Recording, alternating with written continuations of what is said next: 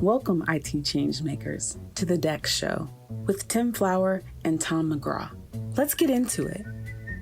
Hello, changemakers. Tom McGraw here. What a special episode of the DEX Show we have for you today.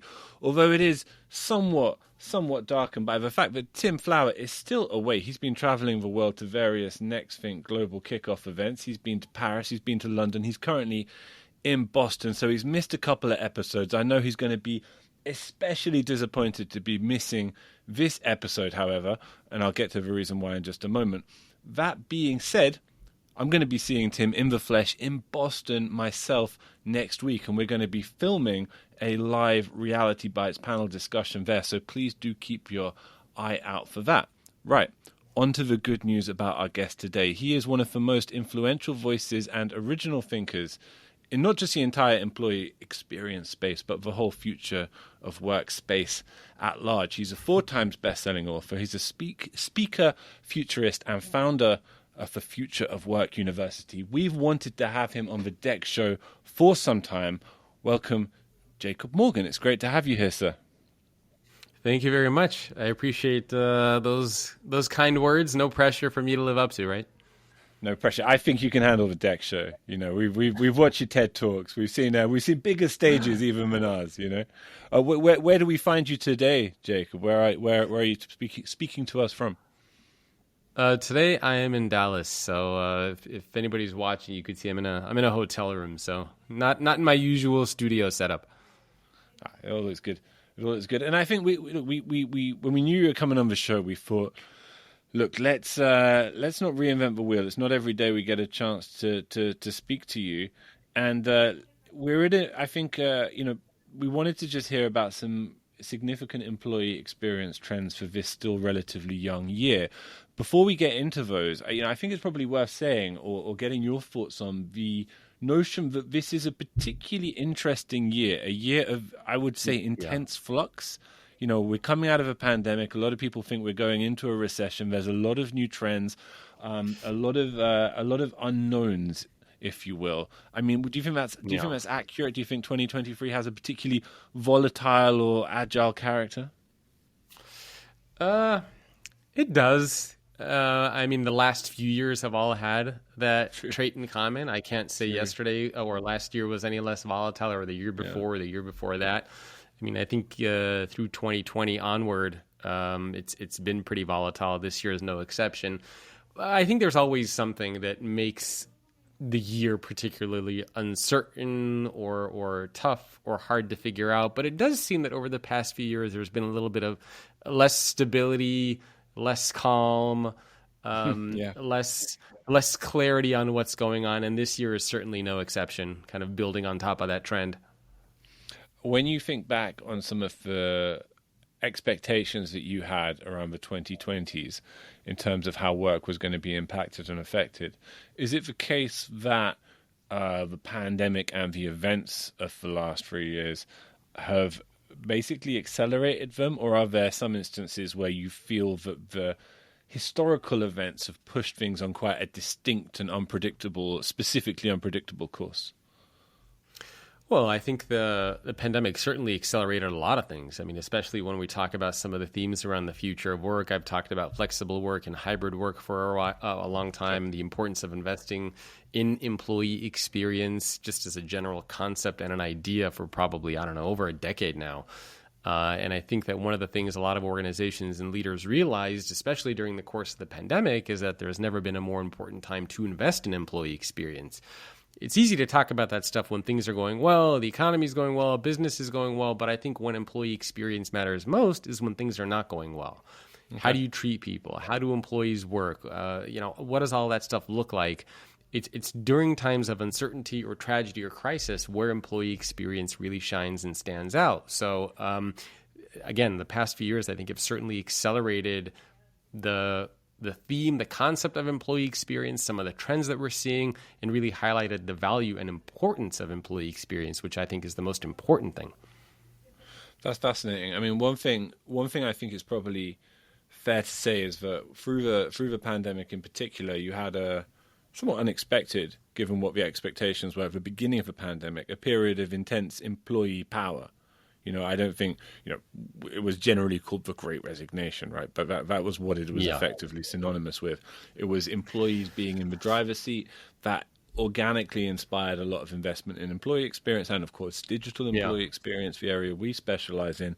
Now, I think it's a little too much. I think it's too much. I think employees have too much power now. Fascinating. And this is hard for me to say as an employee experience. I didn't expect to hear this, Jacob. All right. As somebody who's a big proponent and believer in employee experience and putting people first, I think the pendulum has actually swung a little bit too far, because I talk to a lot of CEOs and business leaders and work with them in some capacity, and just the stories that you hear are pretty crazy, right? I mean, people want more money, they want equity in the company, they want more benefits, they want more perks, and at the same time, they never even want to show their face inside of an organization. They don't even want to show up to work. I mean, if you were having this conversation 10 years ago, people would say, what, are you out of your mind? You want all of this stuff, and on top of that, you don't even want to come into work? And today, seems like that's what's going on. And I think employees actually have a little too much power. I mean, one of the reasons why I think we're even seeing the Great Resignation is not because of bad managers, but it's because employees have too much power. Because what happens when you have too much power? What's the incentive for you to work harder? If you know that you have the upper hand in an organization, if you're an employee, and you know that the organization is going to do whatever they can to keep you there, they're going to pay you, they're going to give you those perks, their benefits, what's your incentive to work harder? You don't have to work hard to keep your job because you know it's going to be there. So what are you going to do? You're going to start coasting. Now, I'm not saying that it's all attributable to that. There are certainly some leaders and managers out there, that employees and organizations that people are trying to get away from. But if you just think about some of the conversations that we're even having, incentivizing employees to get back to work. Work used to be the incentive. When I was younger, when my parents were younger, the incentive was the job. The incentive was the work. You worked so that you could get a paycheck. You worked so that you could pay for your car, your bills, your payments, your mortgage, so that you could afford to provide for your family, to have a life, to create and build a life. That was the incentive of work. And today, we're having to come up with extra incentives for people to work. And that, to me, is a little crazy. I think we've gone a little bit off the rails here, and we're forgetting why businesses exist, what this relationship is supposed to look like. Now, don't get me wrong. I'm still a big proponent in employee experience. You do need to put people first. But at the same time, the people need to understand the relationship that they're in. And I think the pendulum has swung too far in one direction. Too much power. And this is why I think when we go through these rounds of layoffs that we're seeing, it's going to kind of rebalance things a little bit. Right. The wages are high for a lot of people in a lot of industries. I think those are going to come down as we go through these layoffs and these employees get back into the workforce, and they're going to be looking for other jobs. I think the jobs that they get, the salaries are going to be a little bit more stable. They're not going to be asking for as much. A lot of organizations are requesting employees to go back to the office, kind of like level the playing field a little bit. If you look at the organizations over the last 10, 15, 20 years, they used to be pretty bad. Now you go into an organization, they're investing in health and well-being. They're creating beautiful spaces for employees to show up to work. They're investing in hybrid work programs. They're investing in so much in leadership, training, and development. They're investing in a lot of things. I think organizations have been trying, a lot of them, pretty hard over the past few years to create environments where employees feel like they belong. So if you look at the organization of today versus the organization of 10, 15, 20, 30 years ago, we've gotten a lot better, again, overall across the board. So we need to remember and recognize that and appreciate the fact that we've come a long way. I'm not saying we've gotten there yet, but I think the pendulum needs to get rebalanced a little bit because it's just swung way too far in one direction. And again, this is somebody who's a big champion and proponent of employee experience saying this. Yeah, I'm slightly confused actually. I'm not saying it's incoherent, but I want to discern the different forces at work here. First of all, what do you think it is that's pushing the pendulum? Okay, the pandemic created a strange dynamic for us all, where workplaces suddenly felt like employees were extraordinarily hard to come by and to keep. That was one factor. But are there other tendencies which have been pushing that pendulum? The pandemic has definitely been a big one. I think in general, there's a big struggle for purpose and meaning and direction in a lot of people's lives.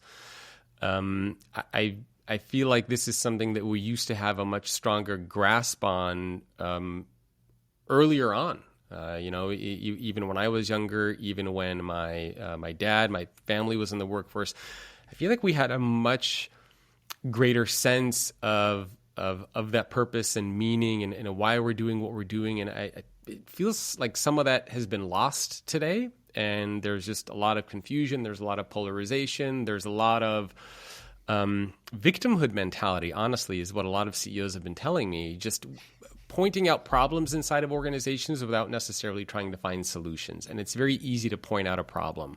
It's very easy to look at why you should have more or why you deserve more. And part of me feels like that work ethic that we used to have inside of a lot of organizations has maybe slipped a little bit because we're trying to get as much as we can. And it's, part of me understands why that's the case, because that's kind of what organizations have been doing to employees for many, many years. But part of me also sees that it's a dangerous imbalance to have because it's not a scalable or sustainable way to run a business. And I think it can cause more harm than good. So the pandemic has been one. I think the struggle for purpose and meaning has been another one. The rapid advances that we've been seeing in technology have certainly helped in that regard, where employees feel like they don't need to show up to the office anymore. And there's just been I think organizations and leaders are also very scared of pushback and blowback, taking a stance in certain issues. I mean, it's only very recently, for example, that some companies, whether it's Tesla or whether it's Goldman Sachs or whether it's Netflix or some of those other companies, who are actually saying, hey, look, enough is enough.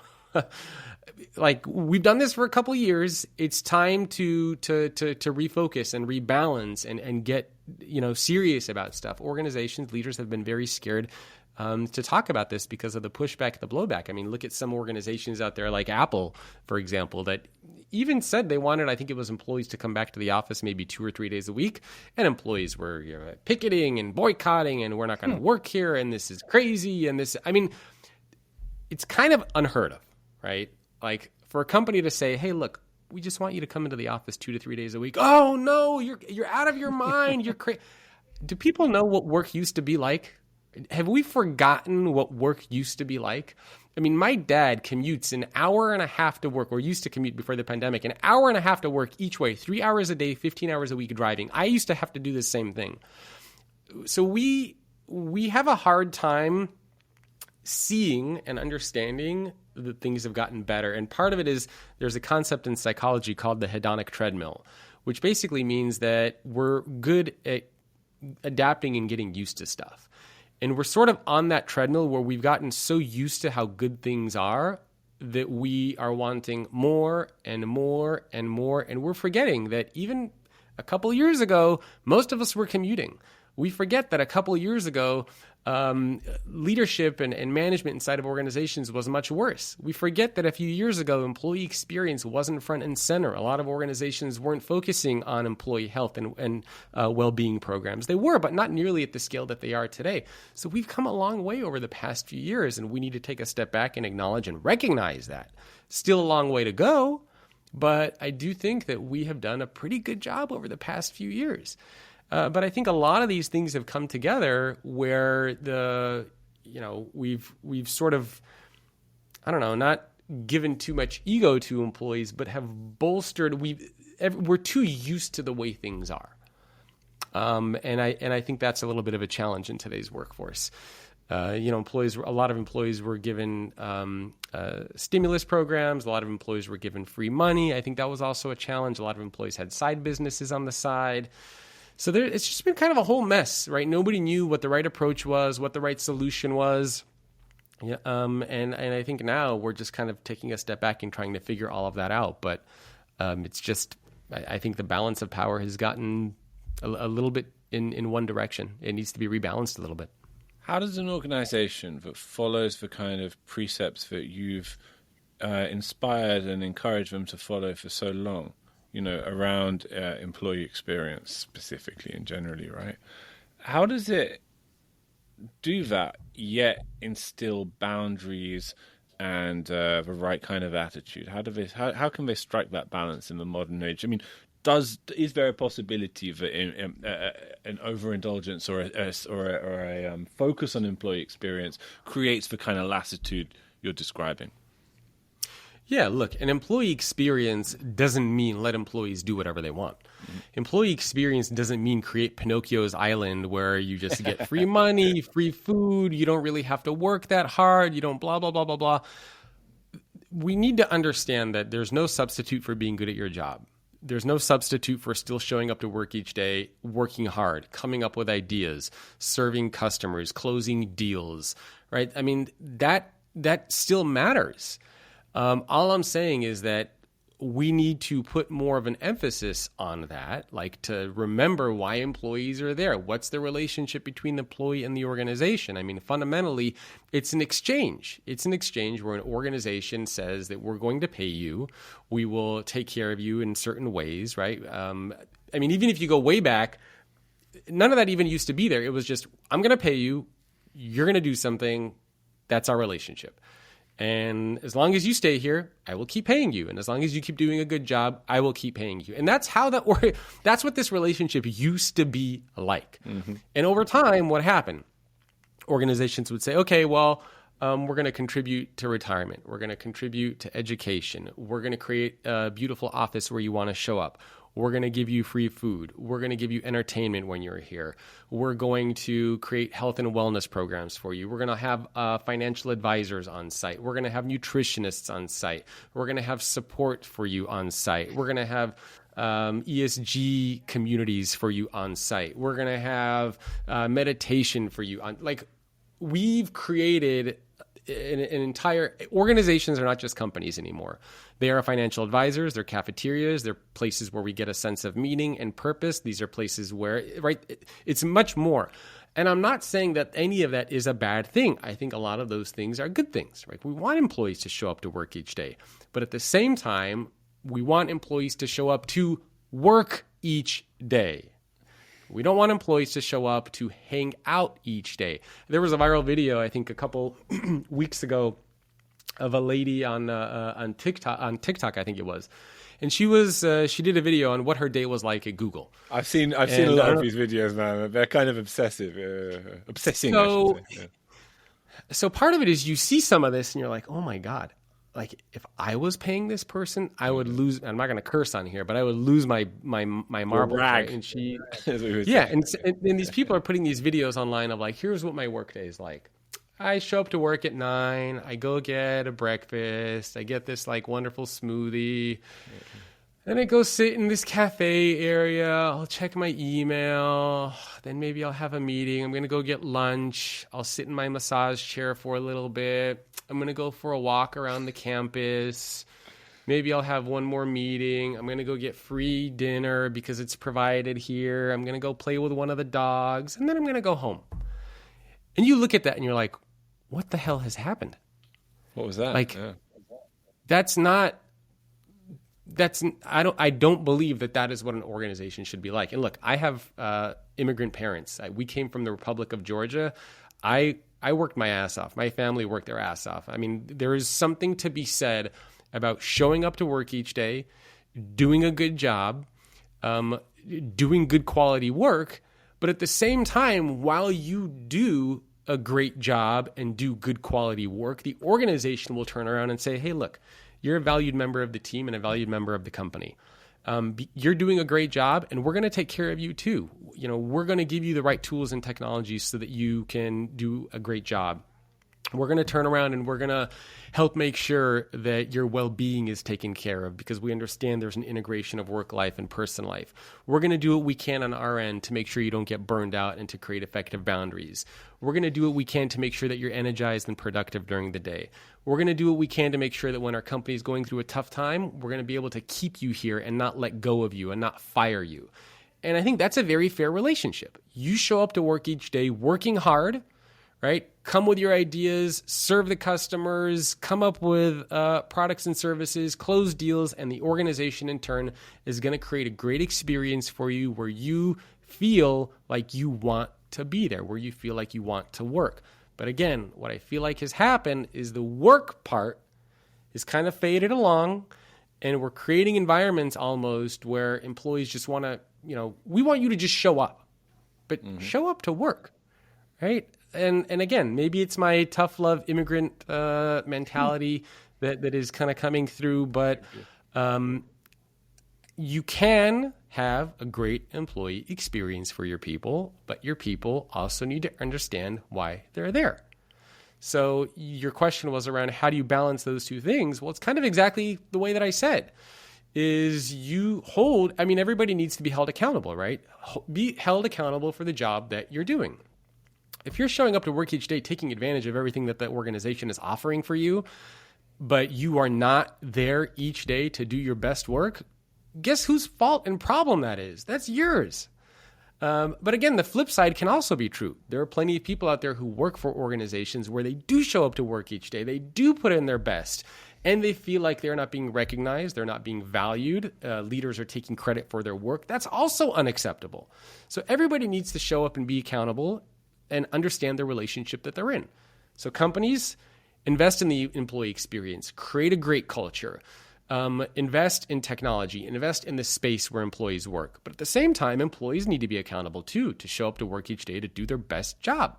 And I think that's a very fair relationship to have. And the argument that I'm saying is that I think companies overall have improved quite a bit over the past few years on the employee experience side. And employees, a lot of employees in organizations have pushed work, like work has almost dropped down a notch because they have so much power. A lot of them are just kind of coasting. They're too comfortable. They're forgetting that, the relationship that they're in. They're forgetting what it is that they're doing and why they're there. And everybody believes in today's world that they're indispensable, and you're not. I mean, you still have to work hard, right? I mean, it's in your best interest to do that, and we're forgetting that. Sorry, that was a little bit of a rant there, but I love it. I mean, I hope people understand, right? And again, this is somebody who's the biggest champion and proponent of employee experience that you'll ever see. But again, employee experience without balance is not employee experience. It's Pinocchio's island. And that is not a sustainable organization to create, because what happens is that your employees are going to keep showing up to work each day saying, what else can you do? What else do you have? You got free food. I got the great salary. I got the perks and benefits. What can you give me next? And what happens is you create a relationship where employees are with you, not because of value that is exchanged, but because of things that they get. And any kind of a relationship where people are with you simply because of things that they get from you is not a good and sustainable and scalable relationship. It needs to be a mutual exchange of value, of benefit, of ideas. And that, I think, is missing in a lot of organizations today. And again, I think a lot of people listening and watching this will be able to relate to that in some capacity. And again, not true across the board. I'm not saying organizations are perfect. There are a lot of instances where the flip side is true. But in general, I think there needs to be a little bit of a rebalance of power. It's so interesting, everything you said. And one of the more frightening concepts I've come across doing this podcast as an employee myself, right, as a worker myself, was the notion of the democratization of work.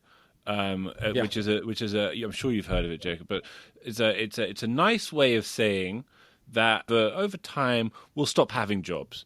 We'll be hired a la carte to do tasks for corporations, and they'll hire us according to where the skills are and where the labor's cheapest.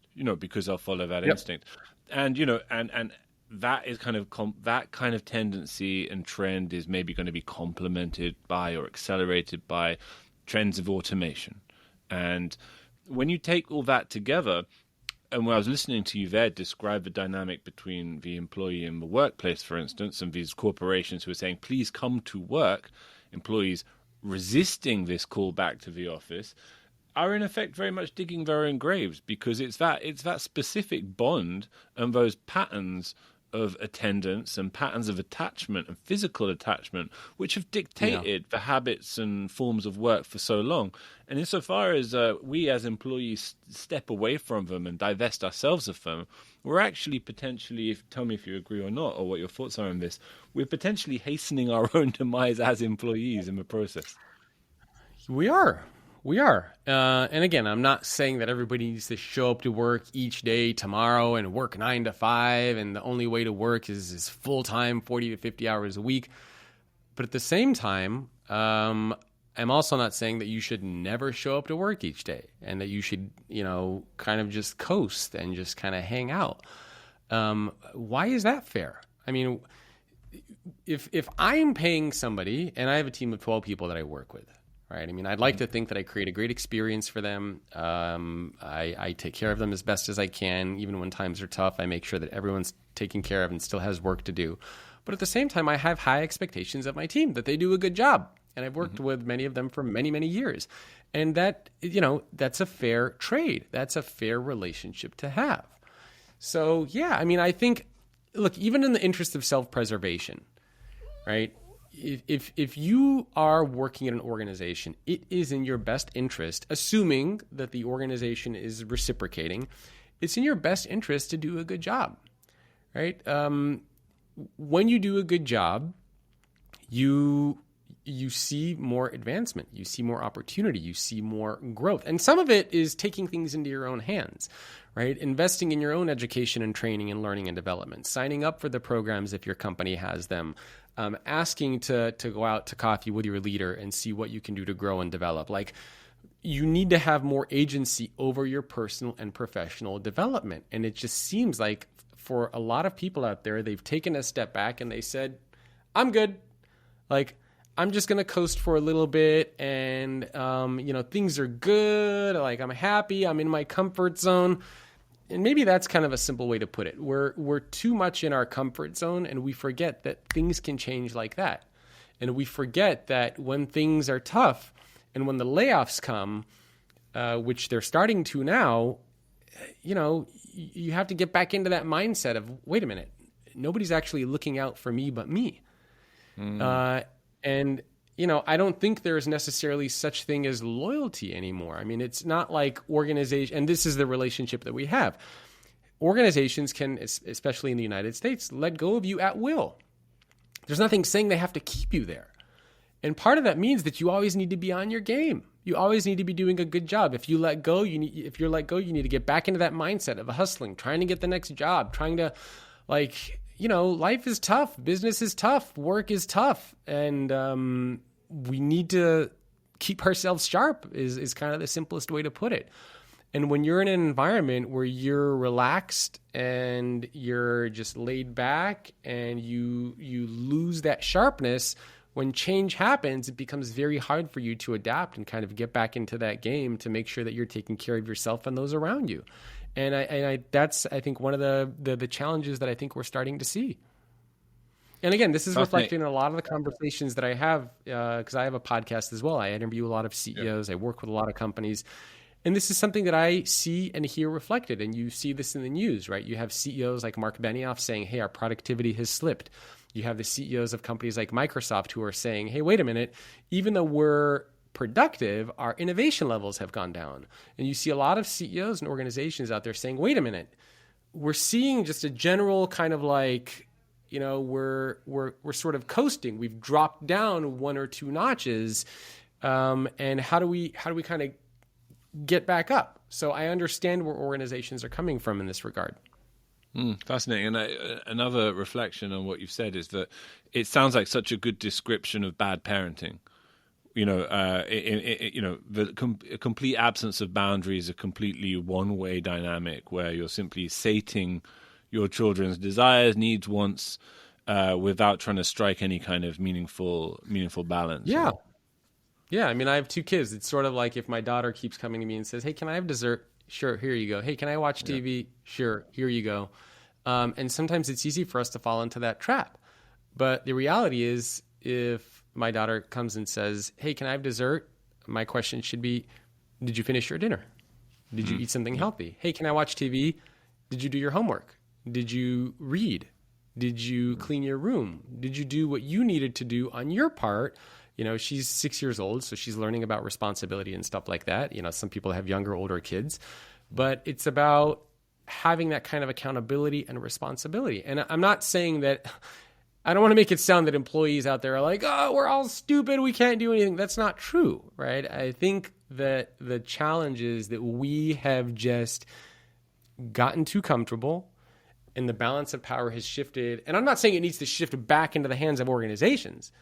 I'm just saying it needs to shift a little bit back more towards organizations. Even if employees still have a little bit more power than the company, I'm not saying that's a bad thing. But it feels like it's just completely gone one-sided. Too much. And it's in the best interest of everybody, employees as well, for it to shift back. Because if it stays the way it is, then we're going to have a hard time learning. We're going to have a hard time growing. We're going to have a hard time developing ourselves. We're going to have a hard time adapting and adjusting when things get tough, which they always do. We're going to stifle our own future growth. I think that's not a good thing for anybody. Amazing. I'm conscious of your time, Jacob, and I know we said we were going to go into a few trends. I hope we've touched upon some things already in an organic, conversational way. / neutral ranting, I'm sure we have. Yeah, but I did want to before I let you go. I did want to, always wanted to get you on the show. Always wanted to hear your reflections on the digital component of what we talk about here more often than not, which is digital employee experience. How technology is changing employee experience, how it's to some extent starting to dominate employee experience, and where you see this dynamic developing in the years to come. I'm very excited about a lot of the technologies. I think, as I write about in my book that came out, technology is 30% of the overall employee experience. And technology is not just the technology. It's not just an IT thing. It's an everybody thing. Because when technology breaks down, you get a very human reaction from it, right? If your Wi-Fi goes down at home, if you can't log into something, you become very upset. It's a human thing. And, there have been a lot of challenges over the past few years with inefficient technologies and platforms with how we communicate and collaborate. Again, I think the pandemic accelerated a lot of that stuff, but it's a big part of the employee experience. And it's what allows, things like this to happen. People forget that had the pandemic happened even 10 years earlier, let alone 15 or 20 years earlier, I think the results would have been catastrophic because a lot of these tools and platforms weren't where they are now. We didn't have these technologies that we have now. I think we would have had far more layoffs. I think the economy would have really struggled and suffered much more. And so we need to remember to be grateful that even though we went through this very tough time, the majority of people were still able to work. A lot of people were still able to keep their jobs, to still work with their team members, with their customers, with their prospects. A lot of things didn't shut down in that regard. So I think the results would have been far more catastrophic had this pandemic happened years ago. But at the same time, we need to sort of take a step back and say, okay, we're coming out of that pandemic. We're approaching a year where a lot of people say there is uncertainty and we don't know what's going to happen. We're already starting to see layoffs happen. How can I, as an individual, make sure that I am best prepared to adapt in that kind of a world? And that means showing up to work each day, doing your best. It means that if you do for some reason let go or go through layoffs, that you are, you're not going to beat yourself up and say that you're a victim, but you're going to get right back at it and say, okay, what can I learn? What can I do to develop so I can get a job somewhere else? What courses can I take online? Which companies can I be applying for? How can I adapt my skill set so that I can, get the next best thing? Who can I reach out to? What connections do I have? It's constantly, being in that mentality and that mindset, which I think is very crucial. That's how you succeed in tough times and in good times. And so I'm very encouraged about what the future is going to look like. But at the same time, I want to give everybody just kind of a little kick and a little push to say, we've been comfortable for the past few years. Time to get out of that comfort zone. Time to refocus, get your head back in the game, understand the relationship that you're in, understand that your company could lay you off at any time for any moment. And a lot of people will say that's an unfair relationship, which in a lot of ways it is. But you need to take care of yourself. No one's going to look out for you but you. So it's in your best interest to, just kind of be aware of these things. Salutary message, Jacob. I love it. And we're just going to finish off because we did say we were going to pick up some trends. Let's take one of the trends we haven't touched upon.